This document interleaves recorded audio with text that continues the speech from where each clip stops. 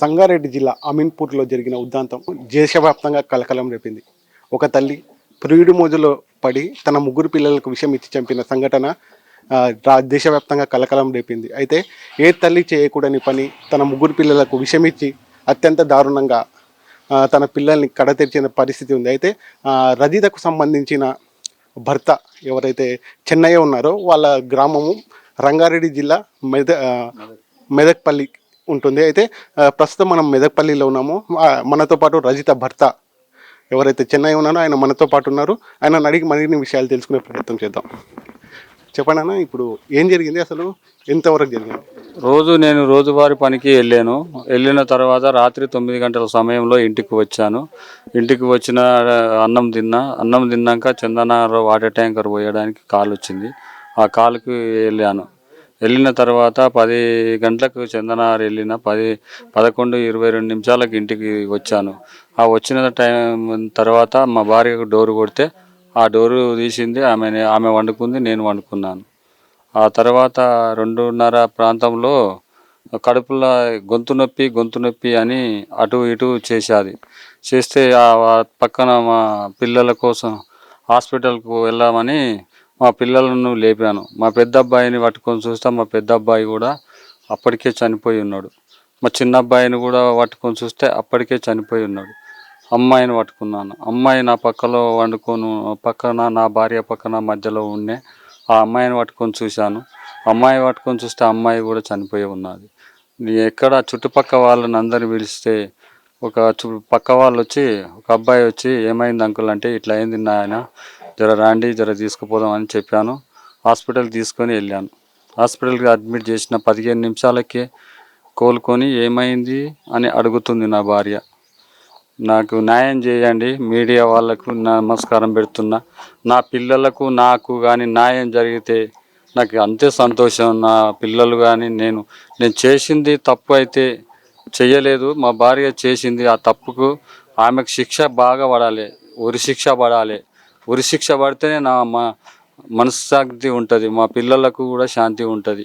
అయితే ఇప్పుడు ఏదైతే సంఘటన జరగకంటే ముందు ఇలా మీ ఆవిడలో మన ప్రవర్తన కనిపించేదా? తప్పు చేసే ప్రవర్తన ఏమైనా కనిపించేదా? ఇప్పుడు ఏమైనా గమనించిండ్రా మీరు? మా ఆవిడ 2013లో పెళ్లి అయింది. 13 పెళ్లి అయిన తర్వాత మేము అంతా బాగానే ఉన్నాం. 13 సంవత్సరాల జీవితంలో ఆడు శివకుమార్ అని 10th క్లాసు డెత్ అది దాని గురించి ఆ శివకుమార్ గారు ఆడు పోయిన తర్వాత శివకుమార్ గారు పరిచయం అయ్యిండని నా పిల్లలను కూడా ఓయిలతో పడితే ఏదానితో పడితే కొడుతుండేది. కానీ స్కూల్కి పోయి వస్తుంది, చిరాకు పడుతుందేమోలే అని అనుకున్నాను. నాకు ఒకసారి అనుమానం వచ్చింది, అడిగితే మా స్కూల్ ప్రిన్సిపాల్, మా స్కూలు టీచరు, మా స్కూలు వాళ్ళే అని చెప్తుండేది. కోపం వచ్చి ఆ స్కూల్ వాళ్ళతోనే మాట్లాడితే ఇక్కడదే అనేటలకు ఫోన్ కట్ చేసి పెట్టేది. అప్పుడు ఒకసారి డౌట్ వచ్చింది నాకు. మళ్ళీ తర్వాత ఈమె మామూలుగా యథాస్థితిగా స్కూల్కి వెళ్తుంది. ఈ 10వ తారీఖు నాడు 27 తారీఖు నైటు ఈ సంఘటన చేసింది. అయితే ఇప్పుడు గెట్ టుగెదర్ జరగక ముందు ఎలా ఉండేది, జరిగిన తర్వాత ఆమెలో మార్పు ఏం మార్పు వచ్చింది? అంటే గెట్ టుగెదర్ జరగక ముందు మీతో మంచిగానే ఉండేదా? గెట్ టుగెదర్ జరిగిన తర్వాత ఎలా ఉంటుంది పరిస్థితి? గెట్ టుగెదర్ జరగక ముందుకు చాలా బాగుండేది. 13 సంవత్సరాల జీవితం అంతా ఉంటే గెట్ టుగెదర్ ఎప్పుడైతే జరిగిందో ఆ శివకుమార్ గారు ఇంటర్వ్యూ ఎప్పుడైందో ఆ ఇంటర్వ్యూ అయిన ఆ శివకుమార్ గారు ఏం చెప్పాడో ఆ శివకుమార్ గారి మాటలు విని నా భార్య నా పిల్లలను నన్ను కూడా చంపడానికి ప్రయత్నం చేసేది. అయితే ఆ రోజు ఏదైతే పెరుగులో పెరుగన్నంలో విషం కలిపింది, అది మీరు కూడా తినాల్సింది, తినకుండా పోయినరు అన్న తెలిసింది. దాని తర్వాత మీ ఇంట పడ్డదంట, అది ఎంతవరకు నిజమా?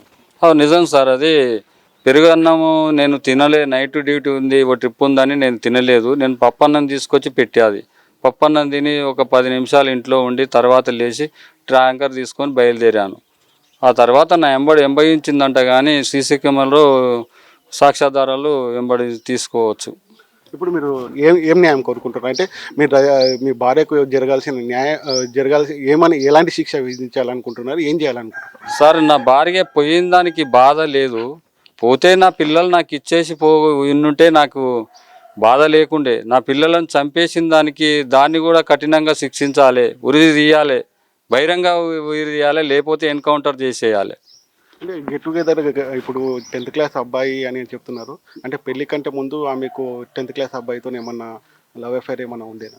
మనకు అప్పటి ముందు తెలియదు కదా సార్. మనకు తెలియదు ఎట్లా చెప్తాం? తెలిస్తే చెప్తాం కానీ తెలియదు ఎట్లా చేసుకోవడం? తెలిస్తే నేను చేసుకున్నట్టు నేను సార్ ఆమెను పెళ్లి చేసుకోకపోతుంది. తెలియక చేసుకున్నాము. ఆమెకి ఏముంది అని మనకేం తెలుసు సార్. ఈ 10th class get together party ఎప్పుడైతే పెట్టిరో ఆ శివకుమార్ గారు ఇంటర్ అయినప్పుడే నా భార్య మారిపోయింది.